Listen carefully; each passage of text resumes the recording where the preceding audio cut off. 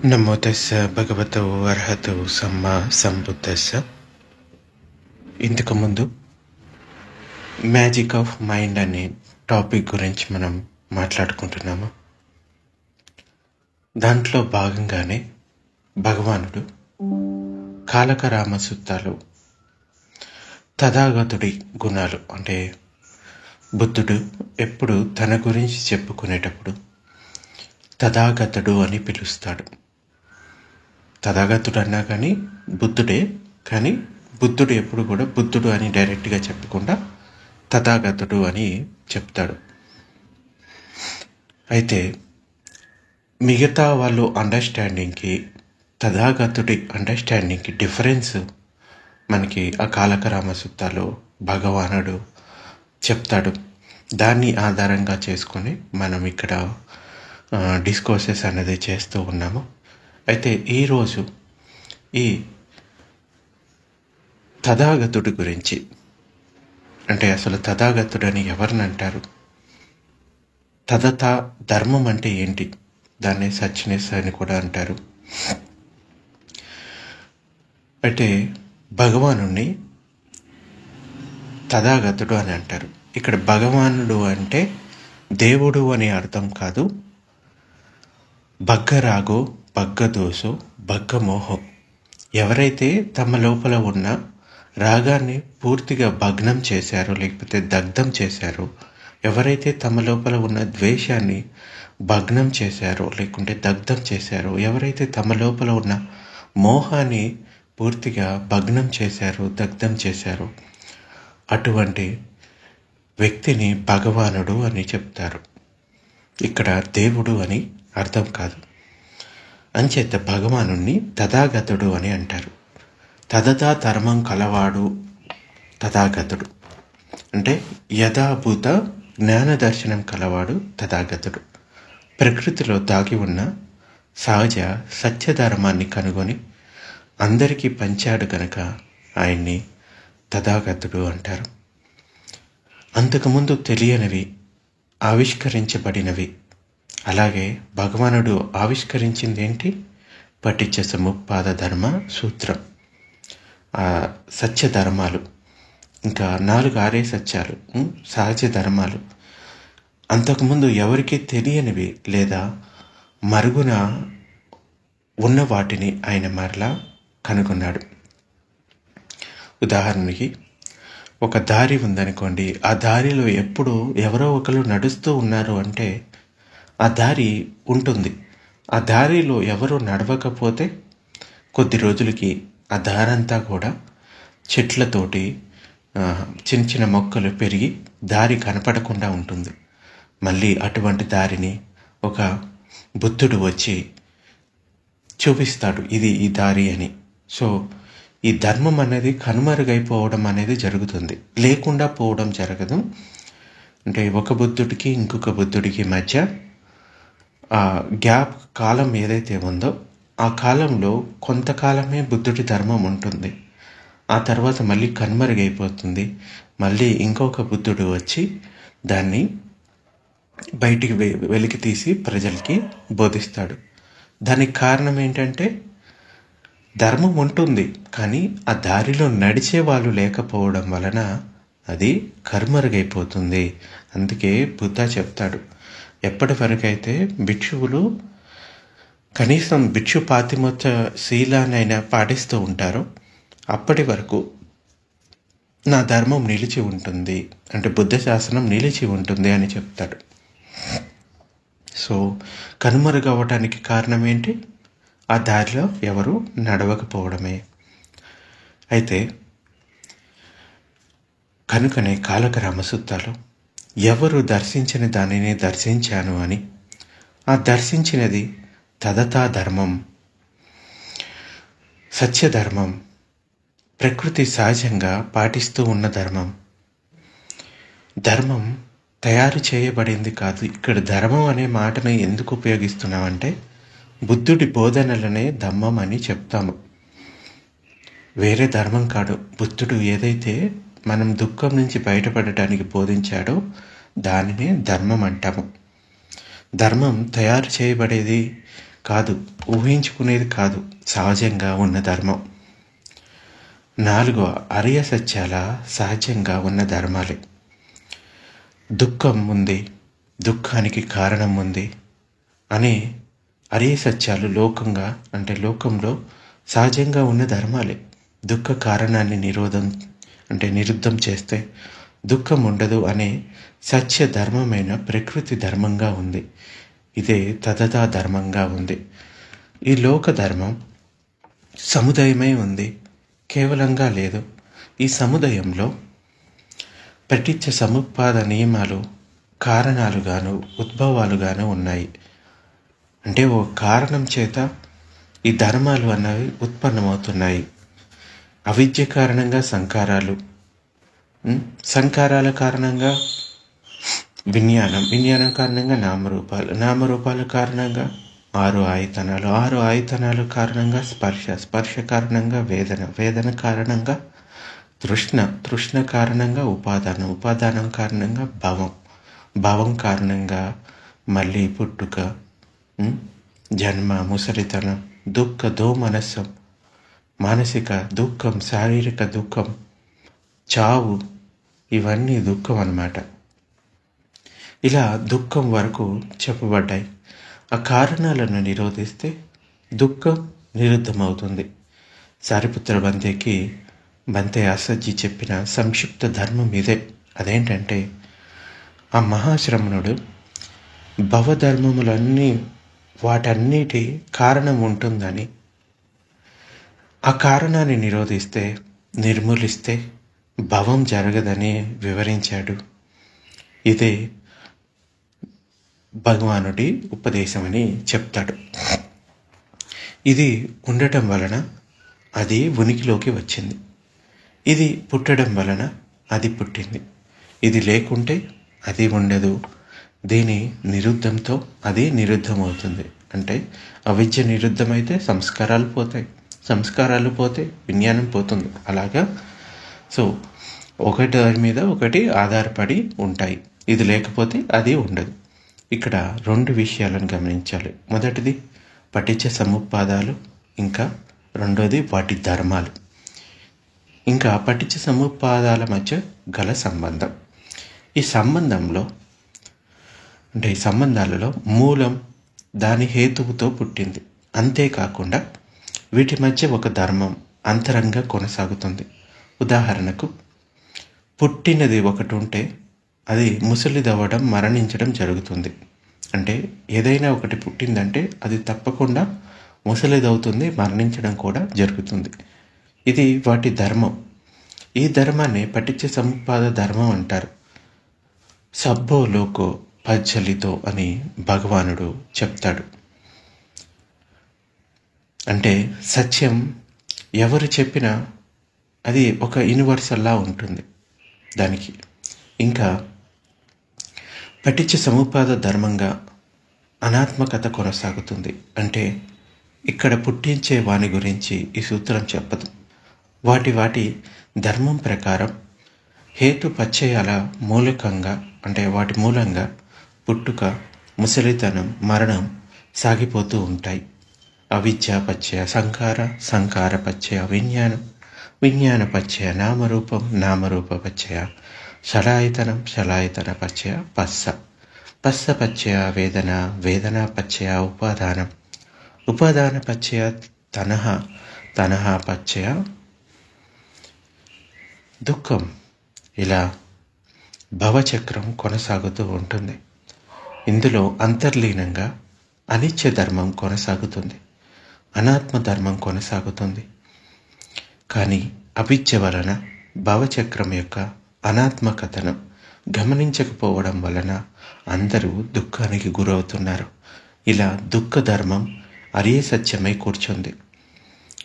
ఇంకా ఈ దుఃఖానికి కారణం తృష్ణ అవ్వడం వలన అది కూడా అరియే సత్యమైంది. ఇక్కడ భవచక్రంలో తదతా ధర్మం ఏమిటంటే అనాత్మకత, అనిత్యత, దుఃఖం.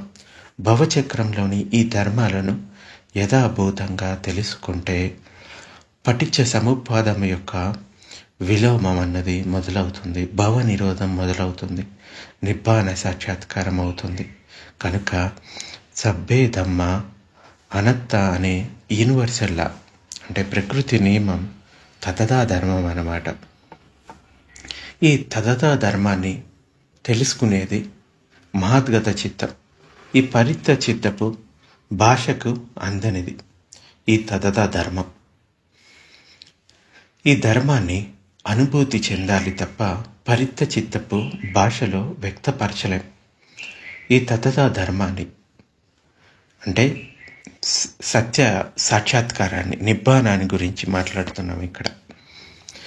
ఈ ధర్మాన్ని అనుభూతి చెందుతూ ముక్త స్థితిని పొందడాన్నే సహజ స్థితి అంటారు. భిక్షువులారా, పుట్టిన కారణంగా ముసలితనం, మరణం సంభవిస్తాయి. తథాగతులు ఉన్నా లేకున్నా, ఎవరు ఈ విషయాన్ని కనుగొనకపోయినా ఈ ధర్మం కొనసాగుతుంది. ఏంటి? పుట్టిన కారణంగా ముసలితనం, మరణం. అలాగే ఇది ఉండటం వలన అది ఉనికిలోకి వచ్చింది, ఇది పుట్టడం వలన అది పుట్టింది, ఇది లేకుంటే అది ఉండదు, దీని నిరుద్ధంతో అది నిరుద్ధమైపోతుంది అని ఈ తతదా ధర్మం సత్యమై కొనసాగుతుంది. సమ్యక సంబుద్ధుడు కనుక, అర్హంతుడు కనుక ఈ పటిచ్చ సముత్పాద పూర్తి సత్యాన్ని, అంటే పూర్తి భవచక్రాన్ని తథాగతుడు దర్శించాడు కనుక, దాని విలోమాన్ని కూడా గమనించాడు కనుక, తెలుసుకున్నాడు కనుక, పూర్తిగా అనుభూతి చెంది అర్థం చేసుకున్నాడు కనుక ఆ సత్యాన్ని బోధించాడు, ఆ సత్యాన్ని వివరించాడు, విశదీకరించాడు, సరళంగా చేసి మీరు కూడా తెలుసుకోండి, మీరు కూడా చూడండి అని భగవానుడు అంటాడు. అది రావడం వలన ఇది జరిగింది, దాని పుట్టుకతో పాటు ఇది పుట్టింది. అవిద్య ఉండటం వలనే ఈ సంస్కారాలు ఏర్పడుతున్నాయి. భిక్షువులారా, అదే ఈ తతదా ధర్మం. మరో విధమైనది తతదా ధర్మం కాదు. భవచక్రం అంతా పుట్టడం, సముదయం అవ్వడం, ఇంకా ముసలితనం, మరణాల పాలయ్యే ధర్మం తప్ప మరో విధమైన ధర్మం లేదు. పుట్టుక నుండి సాగే చక్రమంతా పటిచ్చ సముత్పాదమే. ఇక్కడ తతత అంటే యథార్థత అని కూడా చెప్పుకోవచ్చు. అవిదత అంటే సర్వజనీనం, సర్వకాలికం, అంటే అన్ని కాలాల్లో కూడా మనకి ఉపయోగపడేది. అనన్యత అంటే అన్య విధంగా ఉండనిది. ఇదపచ్చయత అంటే దానికి దీనికి మధ్య సంబంధం. ఈ పదాలు పటిచ్చ సముత్పాద నియమాన్ని అర్థం చేసుకోవడానికి చాలా ముఖ్యమైనవి. మొదటి 3 పదాలు ఈ సూత్రం యొక్క చెల్లుబాటును తెలుపుతాయి. అంటే ఈ సూత్రం ఎంతవరకు సత్యం అనే విషయాన్ని వెల్లడిస్తాయి. ఇక్కడ 2 విషయాలను గమనించాలి: అనిత్యత, అనాత్మకత, ఇంకా దుఃఖం. అంటే ఇదే మనకి మహద్గత చిత్తం పూర్తి లక్ష్యం అని కూడా చెప్పవచ్చు. అనిత్య ధర్మాన్ని అర్థం చేసుకోవడం, అనాత్మ ధర్మాన్ని అర్థం చేసుకోవడం అనుభవపూర్వకంగా, ఇంకా దుఃఖ ధర్మాన్ని అర్థం చేసుకోవడం, ఇదే విపశ్యన. సో ఈ 3 ధర్మాలు కలిగి ఉన్న విషయాల ఒకవైపు, ఆయా ధర్మాలు మరోవైపు. ఈ ధర్మాలను కలిగి ఉన్న విషయాలు సాపేక్షమైనవి. ఉదాహరణకి ఈ సంకారాలు అంటే సంస్కారాలు నిరాపేక్షమైనవి కాదు. అవి అవిద్య హేతువుగా జనిస్తాయి, అంటే వాటికి అవిద్య కారణంగా జనిస్తాయి. వేదన వలన కలిగిన తృష్ణ ఆధారంగా మారుతాయి. ఇది సాపేక్ష ధర్మం. సంకారాలు సర్వజనీనంగా, సర్వకాలికంగా సాపేక్ష ధర్మాన్ని కలిగి ఉన్నాయని తెలుసుకోవడమే తతద. అవిదత, అనన్యత ఇవి కూడా సేమ్. అలాగే సంకారాల నుండి విజ్ఞానం, విజ్ఞానం నుండి నామరూపాలు, ఇలా రెండింటి మధ్య గల సంబంధం ఇదపచ్చయత ధర్మం. అంటే ఇది ఉంది కాబట్టి ఇది కలిగింది. అంటే సంకారాల నుండి విజ్ఞానం లేకుండా నామరూపాలు జన్మించవు. కనుక రెండింటి మధ్య తెలుపబడిన సంబంధం యొక్క తతత ధర్మాన్ని ఇతపత్యత ధర్మం అంటారు. అంటే దీనికి కారణంగా ఇది ఉంది అని. ఈ ధర్మాలు తథాగతుడు లోకంలో జన్మించకపోయినా, తథాగతుడు బోధించకపోయినా, అలాగే ఎవరితో సంబంధం లేకపోయినా లోకంలో జరుగుతూనే ఉంటాయి, అనాత్మకంగా జరిగిపోతాయి. ఇంకా ఈ సూత్రంలోని పచ్చయాల గొలుసుల అంటే చైన్ రియాక్షన్ వలె ఒకదాని తర్వాత ఒకటి అకాలికంగా అనులోమంగా జరిగిపోతూనే ఉంటాయి. కనుకనే ఉనికి తతథా ధర్మం కలది. ఇంకా ఇక్కడ హేతువు నిరుద్ధమైతే పచ్చయం నిరుద్ధమవుతుంది. అంటే కారణం నిరుద్ధమైతే, అవిద్య నిరుద్ధమైతే సంస్కారాలు నిరుద్ధమవుతాయి అనే విలోమ సూత్రం కూడా తతథా ధర్మం కలదే. ఈ రెండు అనులోమ విలోమ పటిచ్చ సముపాదాలు తథాగతునిలో ప్రమేయం లేకుండానే జరిగిపోతూ ఉంటాయి. సర్వజనీనంగా సర్వకాలికంగా జరిగిపోతూ ఉంటాయి. కనుకనే తతథ అంటే ఈ తతథను యథాభూతంగా అనుభూతి చెంది దర్శించిన వాడే తథాగతుడు, బోధించినవాడు తథాగతుడు. ఈ చైన్ రియాక్షన్ను భవ ప్రవాహంగా భావించవచ్చు. మహాసముద్రాలు ఉప్పొంగితే చెలియల కట్టు దాటి మున్నీరు లోకంపై పడుతుంది. నదులు, వాగులు, వంకలు ఉప్పొంగుతాయి. చిన్న పెద్ద లోయలు మునిగిపోతాయి. చెరువు కట్టలు తెగి ఊరు వాడ మునిగిపోతాయి. అలాగే అవిద్య అతిశయించితే సంకారాలు వెలువెత్తుతాయి. దీనివల్ల విజ్ఞానం వరదలెత్తుతుంది. దీనివల్ల నామరూపాలు మునిగిపోతాయి. దాంతో ఇంద్రియాలు వాటి విషయాలు అదుపు లేకుండా పొంగి పొర్లుతాయి. స్పర్శ తడిసి ముద్దవుతుంది. దాని వలన వేదన వెర్రి గంగలేస్తుంది. దీనివల్ల తృష్ణ తీక్షణమవుతుంది. ఉపాదానం ఉరకలు వేస్తుంది. భవం ప్రబలమై మోసులెత్తుతుంది. జాతి అంటే పుట్టుక, ముసలితనం, మరణం వరుసగా సంభవించగా దుఃఖం అన్నిటినీ ముంచివేస్తుంది. బుద్ధ భగవానుడు తరచుగా అవిద్య వెల్లువ అంటే అవిద్యోగు అంటే దాని వెల్లువ అని చెప్తూ ఉంటాడు. ఇంకా సంసారం ఒక మహాసముద్రం అని అంటాడు. అవిద్య అనే ఉప్పెన వల్ల సన్య తప్పుగా వెలకట్టడంతో ఆ వరదలో ఒక వ్యక్తి కొట్టుకుపోతూ నేను, నాది అనే ఆత్మభావనతో తనను తాను నిలదొక్కుకోవడానికి తన పనులను వృద్ధి చేసుకుంటూ ఉంటాడు. మహానదులు వరదలెత్తడం అంటే ఆలోచన ప్రవాహం వెల్లువెత్తడం.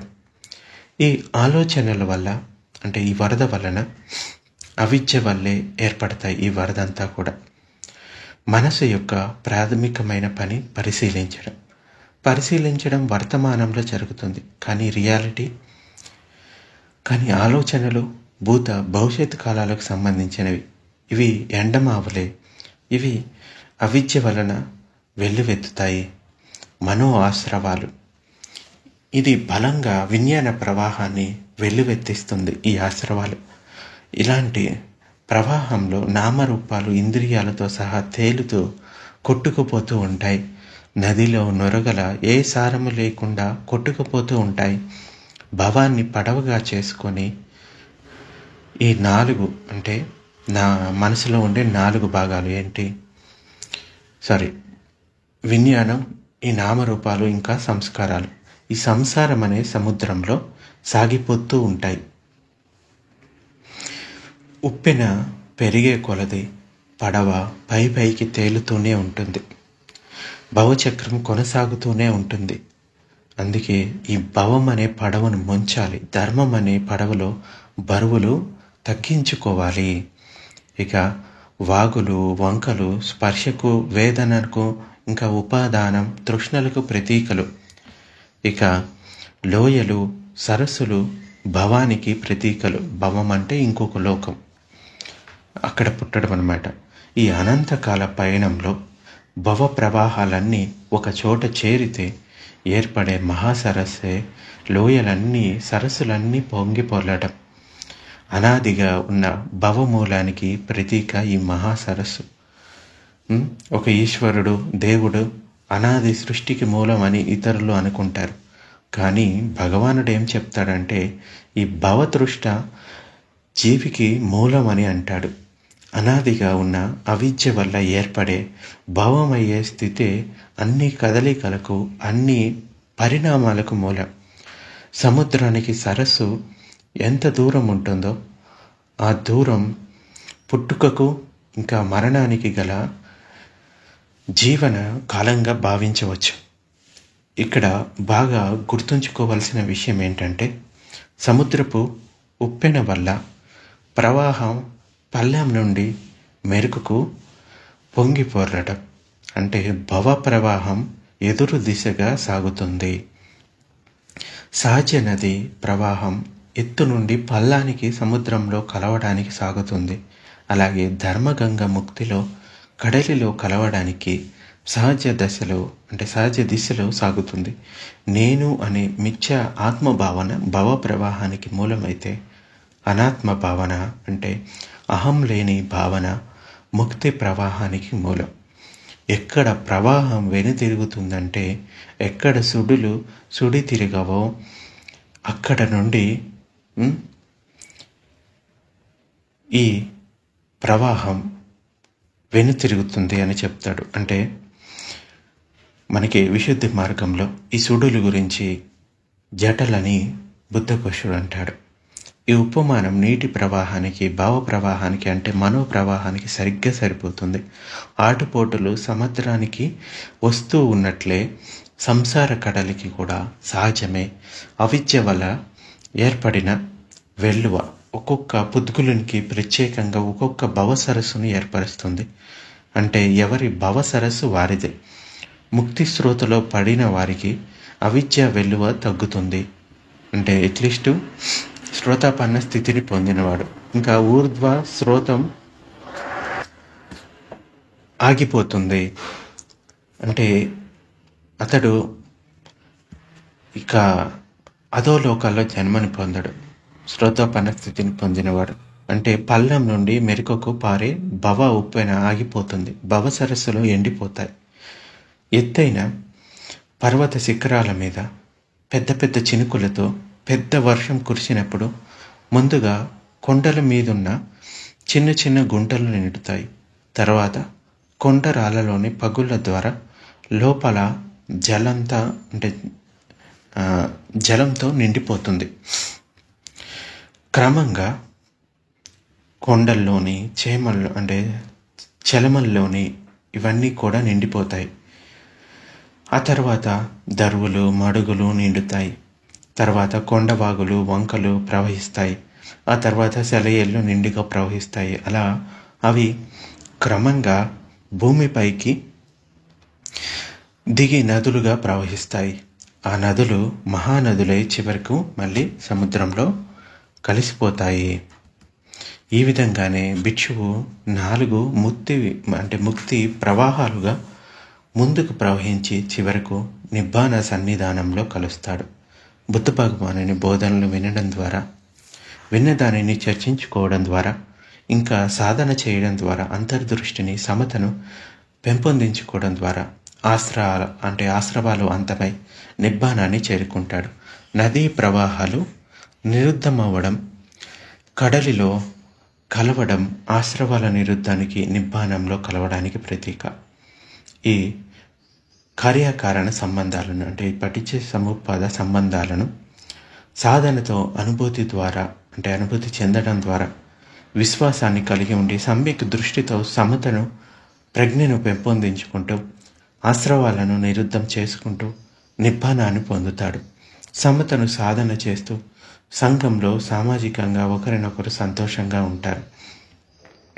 వాగులు పర్వతాల నుండి నదుల ద్వారా ప్రయాణం చేస్తూ సముద్రాన్ని ఎలా చేరుతాయో భిక్షువు కూడా అలాగే పుణ్యపారమితలను పెంపొందించుకుంటూ 4 ముక్తి శ్రోతల ద్వారా పయనిస్తూ బోధి అంగాలను సాధన చేస్తూ ఇద్దిపాదాలను వృద్ధి చేసుకుంటూ నిబ్బానాన్ని చేరుకుంటాడు. ఇక్కడ వర్షం సమ్యక్ దృష్టికి ప్రతీక. వర్షపు నీరు లోకంలో మురికిని ఏ విధంగా పరిశుభ్రం చేస్తుందో ఆ విధంగానే సమ్యక్ దృష్టి ఆశ్రవాలను శుభ్రం చేస్తుంది. చిన్న చిన్న సెలయేళ్ళు కొండల నుండి దుముకుతూ కిందికి ప్రవహిస్తూ పెద్ద నదులుగా పరిణామం చెంది నిబ్బరంగా సాగిపోతూ ఉండటం సమాధి స్థితికి ప్రతీకగా చెప్పబడింది. సముద్రం శాంత గంభీర నిబ్బాన సన్నిధానానికి ప్రతీక. ప్రవాహం నిరుద్ధమై కడలిలో కలవడం, ఆశ్రవాలు నిరుద్ధమై నిబ్బానాన్ని పొందడానికి ప్రతీక అది. ఇక్కడ మనం మరో విషయాన్ని గమనించాలి. అది సంపూర్ణతత్వం, అంటే పారమితలను సంపూర్ణం చేసుకోవడం ముక్తికి తప్పనిసరి. ఇంకా సిద్ధార్థ గౌతముడు అంటే బోధిసత్వుడుగా ఉన్నప్పుడు ఎవరు సంపాదించలేనంత ప్రమాణంలో తన పుణ్యపారమితలను సంపాదించుకున్నాడు కనుక ముక్తి పొందాడు, సంపూర్ణ జ్ఞాని అయ్యాడు, సమ్యక్ సంబుద్ధుడయ్యాడు. ఇది కూడా ఒక తదతా ధర్మం. దశ పారమితలను సంపూర్ణం చేసుకున్న వారే ముక్తులవుతారు. ఇక్కడ మనము విషయాన్ని గమనించాలి. ఎంత సాధన చేసినా పారమితలు పూర్తి చేయందే ముక్తి కలగదు. ఇది తదతా ధర్మం. భిక్షువులారా, సముద్రం వంటిదే నిబ్బానం.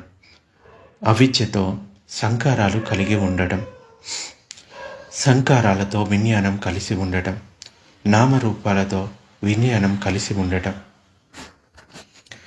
6 ఆయతనాలు నామరూపాలతో కలిసి ఉండటం, నామరూపాలు స్పర్శతో కలిసి ఉండటం, వేదనలు స్పర్శతో కలిసి ఉండటం, తృష్ణ వేదనతో కలిసి ఉండటం, ఉపాదానం తృష్ణతో కలిసి ఉండటం, భవం ఉపాదానంతో కలిసి ఉండటం, పుట్టుక భవంతో కలిసి ఉండటం, దుఃఖం పుట్టుకతో కలిసి ఉండటం, శ్రద్ధ దుఃఖంతో కలిసి ఉండటం, ప్రమోదం అంటే ఒక మానసిక సంతోషం, ప్రమోదం శ్రద్ధతో కలిసి ఉండటం, ఈ ప్రమోదంతో సమత అంటే సమాధి స్థితి కలిసి ఉండటం, ప్రశాంతత సమతతో కలిసి ఉండటం. అంటే సమాధి ఎప్పుడైతే మనసు ప్రశాంతంగా ఉంటుందో అప్పుడు సమాధి స్థితి అన్నది కలుగుతుంది. అయితే ప్రశాంతత ఆనందంతో కలిసి ఉండటం, సమాధి ఆనందంతో కలిసి ఉండటం, సమాధితో ప్రజ్ఞ యథాభూత జ్ఞాన దర్శనం కలిసి ఉండటం, యథాభూత జ్ఞాన దర్శనంతో వైరాగ్యం కలిసి ఉండటం, వైరాగ్యంతో తృష్ణారాహిత్యం కలిసి ఉండటం, తృష్ణారాహిత్యంతో ముక్తి కలిసి ఉండటం, ముక్తితో ఆశ్రవాలు నిరుద్ధమయ్యాయనే జ్ఞానం కలిసి ఉండటం జరుగుతుంది. ఇక్కడ శ్రద్ధ వలన భవచక్రం రివర్స్ అవుతుంది. ఇక్కడ నుండి సాధన మొదలైంది. అంటే పఠించ సముపాద సూత్రం చదివి వల్లవేసి తెలుసుకునేది కాదు. అందుకోసం సమాధి సాధన చేయాల్సి ఉంటుంది. సమాధిలో ఏకాగ్రతను సాధించాలి.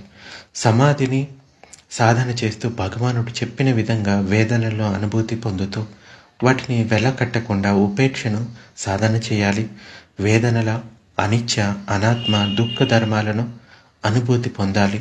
ఇలా చేయడానికి ముందుగా శ్రద్ధ కావాలి. ఈ శ్రద్ధ అంధశ్రద్ధ కారాదు. 7 భుజంగాలలో శ్రద్ధ మొదటిది. శ్రద్ధ, ఏకాగ్రత, సమాధి సమ్యక్ విధంగా సాధన చేయవలసి ఉంటుంది. అప్పుడే పఠించ సముపాద సూత్రం యథాతథంగా తెలిసి వస్తుంది. ఇక్కడ పఠించ సముపాద సూత్రంలో ఆహార విషయం ఒకటి ఉంటుంది. చిత్తానికి ఆహారం ఈ సూత్రంలో చెప్పబడింది. పచ్చయాలకు హేతువులు ఆహారం అవుతాయి. విజ్ఞానానికి ఆహారం సంకారాలు. సంకారాలు తయారవుతున్నంత కాలం ఆయుష్ ఉంటుంది. కనుకనే భగవానుడు ఆయుష్ సంకారాలను మారుడు అడిగిన మీదట త్యజించాడు. తన పరినిర్వాణ కాలాన్ని తెలిపాడు. అర్హంతులలోనూ బుద్ధులలోనూ తయారయ్యే సంకారాలు ఉపాదాన రహితమైనవి, మాడిన విత్తుల వంటివి. వాటిలో భావబీజాలు ఉండవు. కేవలం జీవించడానికి కావలసిన ఆయు సంస్కారాలు మాత్రమే. అనేక మంది అర్హంతులు తమ ఆయు సంస్కారాలు క్షయమవుతున్నాయని తెలుసుకొని భగవానుని వద్ద సెలవు తీసుకొని పరినిర్వాణం చెందడం మనకి త్రిపిటక గ్రంథాల్లో కొన్ని చోట్ల కనబడుతూ ఉంటుంది. అలాగే సంకారాలకు ఆహారం అవిద్య. ఈ అవిద్య అనాదిగా మొదలైంది, ఇంకా వర్తమానంలోనూ ఉంటుంది. వర్తమానంలో భవానికి ఆహారం ఉపాదానం, ఉపాదానానికి ఆహారం తృష్ణ, తృష్ణకు ఆహారం వేదనలు, వేదనలకు ఆహారం స్పర్శలు. ఇలా ఒకదానికొకటి ఆహారంగా పోషకాలుగా కొనసాగుతున్నాయి. ఈ గొలుసులలో అవిద్య కనపడకుండా ఉంటుంది. ఎక్కడంటే వేదన పచ్చ తృష్ణ వద్ద. వేదనలు అంటే వేదనలు వెలకట్టే సంజ్ఞ వలన తృష్ణ ఏర్పడుతుంది. ఇక్కడ వేదనలను ఉపేక్షగా చూస్తే అంటే చూసే ప్రజ్ఞ వలన తృష్ణ నిరుద్ధమవుతుంది, గొలుసు తెగుతుంది. భవచక్రం విలోమంగా తిరగడం మొదలై ధర్మచక్రంగా మారుతుంది. ఇక్కడ తదద ధర్మం ఏమిటంటే వేదనలను ఎరుకతో చూసినప్పుడు ఆ వేదనలను పోల్చుకునే పరిత్త చిత్తం, మహద్గత చిత్త భాషను తెలుసుకొని అంటే ఎరుకను కలిగి ఉండి వాటిని వెలకట్టడం మానుకుంటుంది. ఇక్కడ వేదనల పరిభాషకు బాహ్య పరిత్త చిత్త పరిభాష సముదాయం అవ్వదు. యథాతథంగా ఉన్న వేదనలను ఉన్నట్టుగా చూడటం జరుగుతుంది. ఏ వేదనలు బాగున్నాయని పరిత్త చిత్తం అనుకుంటుందో ఆ వేదనలకు ఆ చిత్తం కారణాన్ని బాహ్యంగా వెతుకుతుంది. నాలుకకు రుచిగా ఉన్న వస్తువును కారణంగా భావిస్తుంది. నాలుకకు వస్తువు స్పర్శ కలగ్గానే ఏర్పడే సూక్ష్మ వేదనల కారణంగా తృష్ణ ఏర్పడింది అనే సత్యాన్ని పరిత్త చిత్తం ఎరగదు. కనుకనే బాహ్య వస్తువు మీద తృష్ణ జనించింది అనుకొని ఆ వస్తువు కావాలని అరులు చేస్తుంది. ఇక్కడ తదత వేదనలపై తృష్ణ ఇది తెలుసుకోలేని అవిద్య వలన బాహ్య వస్తువుపై తృష్ణ కలిగిందనుకోవడం భ్రమ. ఇది తదద ధర్మం కానిది. ఇక్కడ కూడా తదద సర్వజనీనం సర్వకాలికం అంటే ఏ కాలంలోనైనా అది ఒకటే ధర్మం అన్నమాట. వేదనలను ప్రజ్ఞతో తెలుసుకొని ఉపేక్ష అని బ్రహ్మ విహారాన్ని అభివృద్ధి చేసుకున్నప్పుడు ఈ సంకారం ఏర్పడకుండా ఉండటం వలన అంటే అప్పుడు ఉండటం కూడా అనాత్మకమైన తదదా ధర్మమే. వెలకడితే సంకారం ఏర్పడకుండా ఆహారం ఏర్పడకుండా చేయడం ఎవరి తరం కాదు. ఉపేక్షతో ఉంటే ఈ సంకారం తయారు చేయడము ఎవరి తరం కాదు. కనుకనే భగవానుడు బోధి పొందిన తర్వాత చెప్తాడు, కాల్చేశాను నా లోపల ఉన్న ఈ వాంఛలు అనే కల్పన పూర్తిగా కూల్చేశాను. ఇంకా ఈ తృష్ణలు అని ఏదైతే ఇంటికి వాసాలు అంటారు కదా వాటిని, ఇంకా నేను ఎటువంటి గూడు లేని వాడిని అయ్యాను. సో ఇంకొక గూడు కట్టడం ఎవరి తరం కాదు. అంటే ఆ గృహ నిర్మాత ఎవరో తెలుసుకున్నాను. తృష్ణే గృహ నిర్మాత. ఇంటి వాసాలన్నీ కూడా పడిపోయాయి. ఇంకొక ఇంటిని తయారు చేయడానికి కావాల్సిన సామాన్ లేదు. సామాన్ లేకపోతే ఇంటిని నిర్మించడం కుదరదు. సో అదేవిధంగా ఈ తృష్ణ ఎప్పుడైతే అంతమవుతుందో ఇంకొక జన్మ అనేది ఉండదు. అప్రమత్తంగా శాంతంగా ఉన్నవానిలో అహంకారపు అలలు అంటే మానం గర్వం ఉంటుంది కదా, అవి ఉండవు. ఎవరిలో అహంకారపు అలలు ఏర్పడవో అతనిని శాంతముని అంటారు. నేను అనేది ఒక మానం, అహం ఆత్మభావం. ఇది నేను ఇదై ఉన్నాను, నేను ఇదై లేను, నేను ఈ రూపాన్ని కలిగి ఉన్నాను, నేను ఈ రూపాన్ని కలిగి లేను, నేను ఈ సంజ్ఞను కలిగి ఉన్నాను, నేను ఈ సంజ్ఞను కలిగి లేను, నేనే నా సంజ్ఞ నైవ సంజ్ఞను కలిగి ఉన్నాను, నేనే నా సంజ్ఞ నైవ సంజ్ఞను కలిగి లేను. ఈ నేను నాది అనేది ఇదంతా కూడా అహమే, ఇదంతా మానమే, ఇదంతా ఆత్మభావమే, తాదాత్మ్యం చెందటమే. ఈ అహం ఒక రోగం, ఒక క్యాన్సర్ ఏ విధంగానైతే తెలియకుండానే పెరుగుతుందో మన శరీరంలోని మన కణజాలమై అసంఖ్యాకంగా పెరుగుతాయో అలాగే ఈ అహం మనలో నేను అనుకునే ఈ మిథ్య తెలియకుండా పెరిగిపోతుంది. ఈ మానాలు అన్నిటినీ అంటే మాన అంటే గర్వం, ఈ గర్వం అభిమానం వీటిని నాశనం చేసుకున్నవాడే శాంతముని. సూక్ష్మాతి సూక్ష్మంగా ఉన్న అహాన్ని ఆశాంతం నశింప చేసుకున్నవాడే ముని శాంతుడు. అతనికి పునర్జన్మ లేదు. ఇక ముసలితనం, మరణం ఎలా సంభవిస్తాయి పుట్టుకే లేనప్పుడు? అతడు దేని గురించి కంపించిపోతాడు? అతడు దేనిని వాంఛిస్తాడు? కనుకనే శాంతిగా ఉంటాడు. అహంకారపు అలలు లేనివాడే శాంతంలో ఉంటాడు. ఈ మానసిక రోగాలన్నీ నేనుతోనే మొదలవుతాయి. నేను అనే అవిద్యతోనే మొదలవుతాయి. అన్నిటికన్నా పెద్ద అవిద్య ఈ నేను, అహం అనేది లేదు. అంత అనాత్మకాలే. సబ్బే ధమ్మ అనత్త అని భగవానుడు చెప్తాడు. ఇదే అన్ని ధర్మాలు అనాత్మకమే. ఇది తతథా ధర్మం. అనిత్యమైన లోకంలో నాది అనేది ఏమి ఉంటుంది? అనిత్యమైన శరీరంలో నేను అనేవాడు ఎక్కడ ఉన్నాడు? ఈ లేని నేను చేసే ఇంద్రజాలాన్ని అందరూ అద్భుతంగా చూస్తారు. పరిత్య చిత్త భాషకు నేను అన్నది చాలా అవసరం. ఆ భాషలో నేను లేకపోతే వ్యవహారం నడవదు. కానీ మహత్గత చిత్తానికి నేనుతో అవసరం లేదు. ఆ చిత్త భాష కోశంలో నేను లేదు. పరిత్య చిత్తం ఎప్పుడైతే మహద్గత చిత్తంలో లీనమవుతుందో అప్పుడు నేను అనేవాడు ఉండడు. పఠించ సముపాద సూత్రంలో వర్తమానాంశాన్ని పరిశీలిద్దాం. అంటే పశ్చయ వేదన అంటే స్పర్శ కారణంగా వేదన, వేదన పశ్చయ తనహ అంటే వేదనల కారణంగా తృష్ణ, తృష్ణ కారణంగా ఉపాదానం, ఉపాదానం కారణంగా భావం. ఇది వర్తమానంలో ఏర్పడే గొలుసు. అంటే మనకి ఇంద్రియాల ద్వారా కాంటాక్ట్ అంటే స్పర్శ జరుగుతుంది వేరే ఆబ్జెక్ట్స్ తోటి.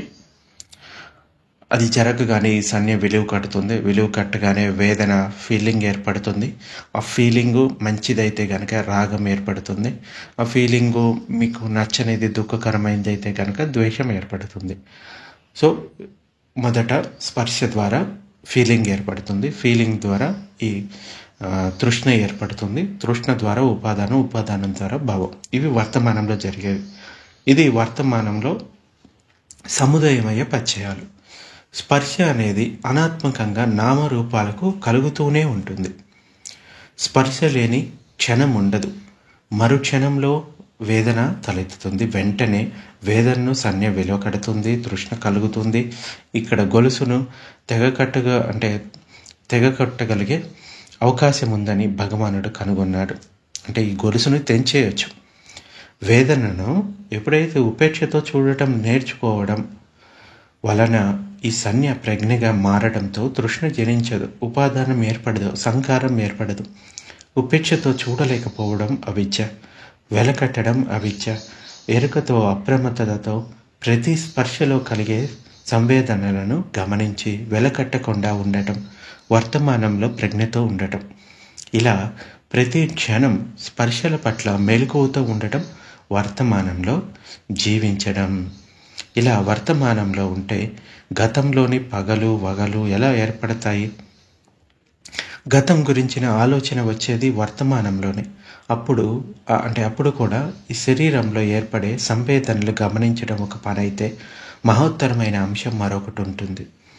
అది మైత్రి సాధన, కరుణా సాధన, ఇంకా ముదిత సాధన, బ్రహ్మ విహారాలను అనుభూతి చెంది సాధన చేయడం ద్వారా ఎప్పుడైతే మనసులో పగ రగిలిందో అప్పుడే కరుణ అనుభూతికి వస్తుంది. కరుణ పగను నిర్మూలిస్తుంది. ముదితను సాధనలో అనుభూతి పొందిన వాని చిత్తం చెడు తలంపు కలగగానే భారంగా అనుభూతి చెంది ఆ చెడు ప్రయత్నాన్ని మానుకున్నప్పుడు సహజంగా కలిగే ముదితను అతడు తన శరీరం మనసులతోటి అనుభూతి చెందుతాడు.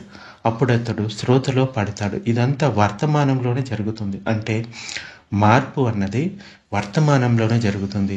పగ నుండి, చెడు నుండి ముక్తి వర్తమానంలోనే జరుగుతుంది.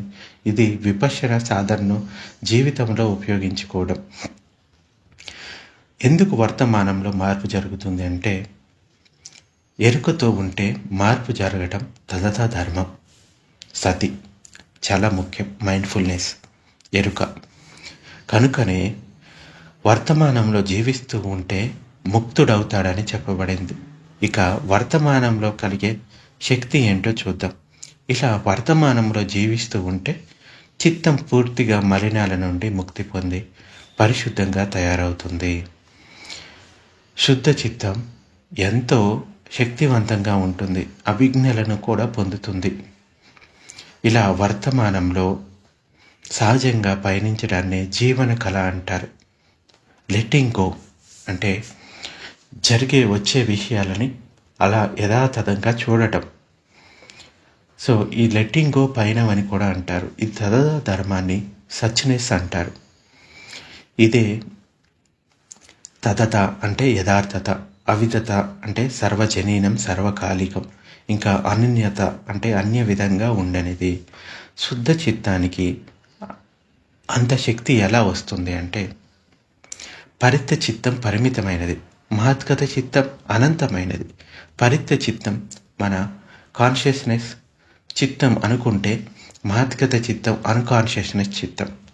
ఈ పరిత్య చిత్తం అంతా మహద్గత చిత్తంగా పరివర్తన చెందడంతో అంత శక్తి వస్తుంది. పరిత్య చిత్తానికి మహద్గత చిత్తపు పరిభాష తెలిసి వస్తుంది.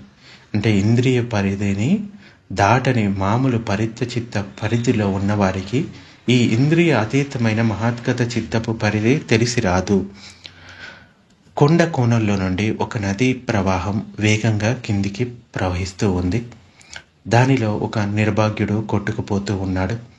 అతడు ఒకవైపు ఈ వైపు ఉన్న గడ్డి పరకలను పట్టుకొని వాటి ఆసరాతో ఆ ప్రవాహం నుండి బయటపడాలని ప్రయత్నిస్తూ ఉన్నాడు. కానీ పట్టుకోగానే ఆ ఎండిన గడ్డి పరకలు తెగిపోయి అతని చేతిలోకి వస్తూ ఉన్నాయి.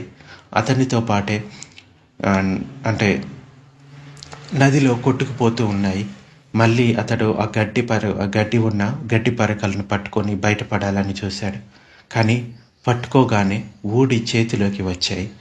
ఇంకా అతని చెయ్యి కోసుకుపోయింది. ఈసారి అతడు దర్భ పరకలను పట్టుకున్నాడు. అవి కూడా ఊడి వచ్చాయి. అల్లు తీగలను పట్టుకొని ఒడ్డు చేరాలనే ప్రయత్నం చేశాడు. అవి ఎక్కడ పట్టుకుంటే అక్కడ తెగిపోయాయి. అతడు కొట్టుకుపోతూనే ఉన్నాడు ఆ నదిలో. ఈసారి అతడు గడ్డి పొదలను పట్టుకున్నాడు. అవి తెగలేదు, కానీ వేళ్లతో సహా ఊడి చేతికి వచ్చాయి. ఇలా అతడు ఈ ఐదింటిలో దేన్ని పట్టుకున్నా కూడా అతడు రక్షింపబడలేదు, ఈ ప్రవాహంలో కొట్టుకుపోయాడు. అలాగే ఈ జనన మరణ సంసార ప్రవాహమే ఈ నదీ ప్రవాహం. కోరికలు, లోభం, కామం ఇలాంటి మనోకల్మషాలు అనే నీటి ప్రవాహంలో ఆ మనిషి కొట్టుకుపోతూ ఉన్నాడు.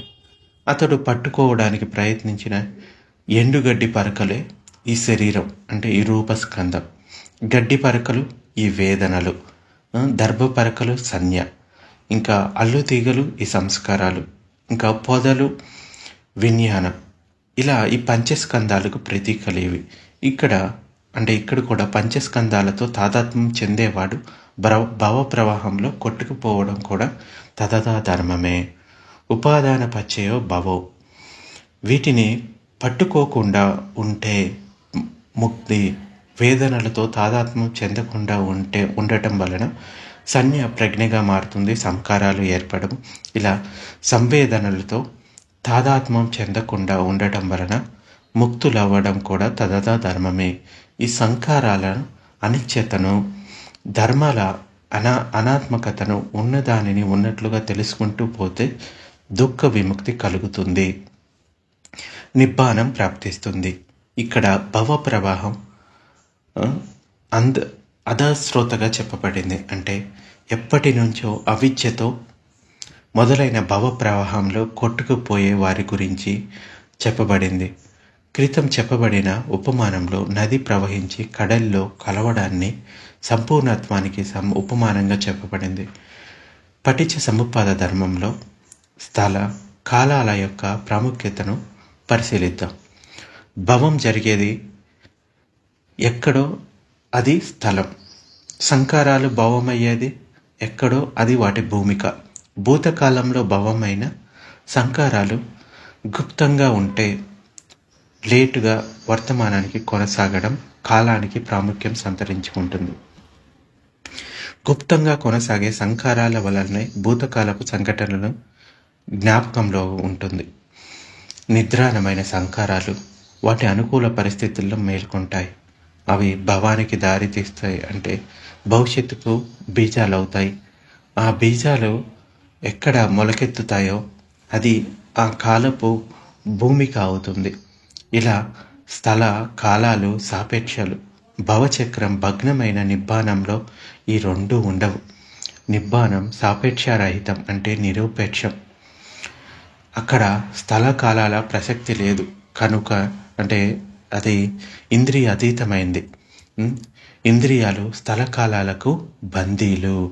సో అందుకోసమే ఇంద్రియ అతీతమైన మహద్గత చిత్తాన్ని పెంపొందించుకోవాలి. నిబ్బానాన్ని పొందడానికి ప్రయత్నించాలి. ఇది ఈరోజు ప్రవచనం.